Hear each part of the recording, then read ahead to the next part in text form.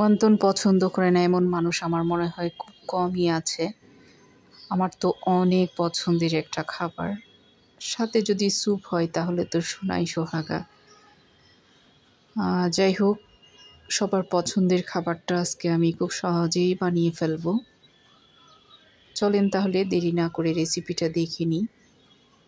এই নাস্তাটা আসলে যে কোনো টাইমে খাওয়া যায়, এত মজার একটা খাবার। যে কোনো টাইমে যে কেউ পছন্দ করে। প্রথমে আমি চিকেন কিমা করে নিয়েছি, দেখতে পাচ্ছেন, বুকের মাংস।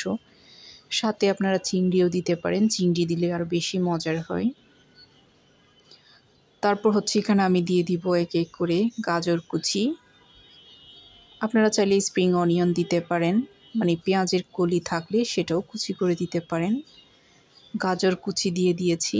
তারপর এখানে পেঁয়াজ কুচি, কাঁচামরিচ কুচি, তারপর হচ্ছে রসুন কুচি, খুব মিহি কুচি করে আমি দিয়ে দিয়েছি।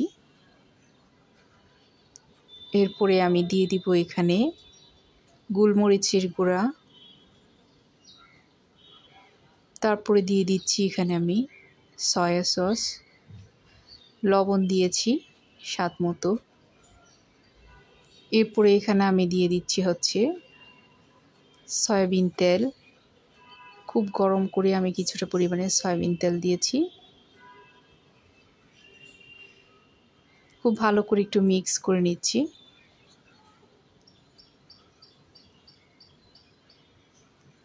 খুব ভালো করে একটু মিশিয়ে নিতে হবে।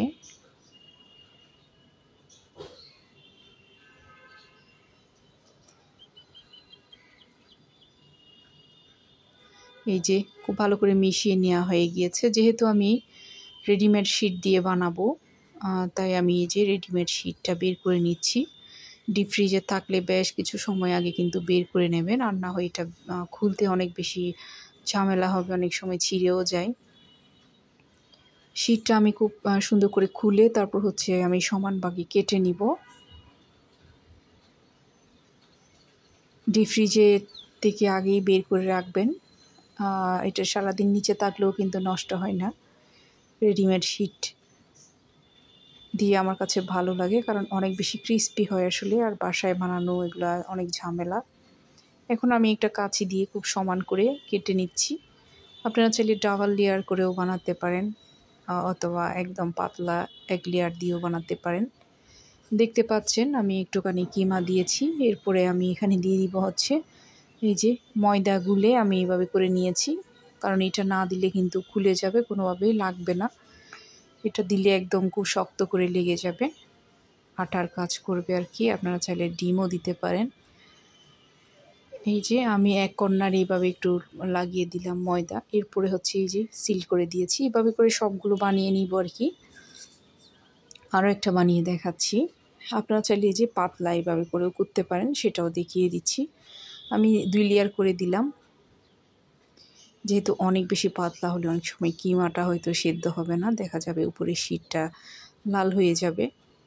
এই যেভাবে করে সবগুলো বানিয়ে নিব। আর এগুলো কিন্তু হালকা আছে ভাজতে হবে, আর না হয় দেখা যাবে যে শীট যেটা উপরের কভার সেটা তাড়াতাড়ি লাল হয়ে যাবে, কিংবা ক্রিস্পি হয়ে যাবে, পুড়ে যাবে। আর ভেতরে যে চিকেন সেটা কিন্তু সিদ্ধ হবে না।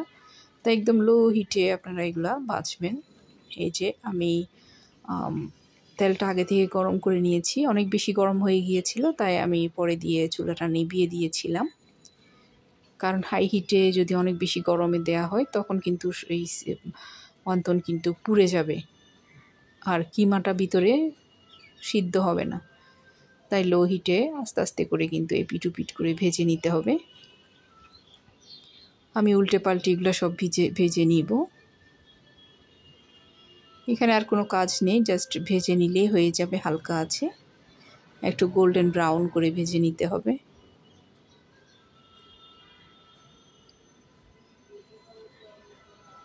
ভাজা হয়ে গেলে আমি তুলে নিচ্ছি এগুলা।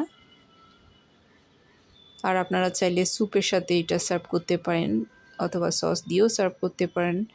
আর এমনি এমনি খেতেও কিন্তু অনেক বেশি মজার। এমনিতে অনেকগুলো একসাথে খাওয়া হয়ে যায়, এত বেশি মজার আসলে ওয়ান্তন।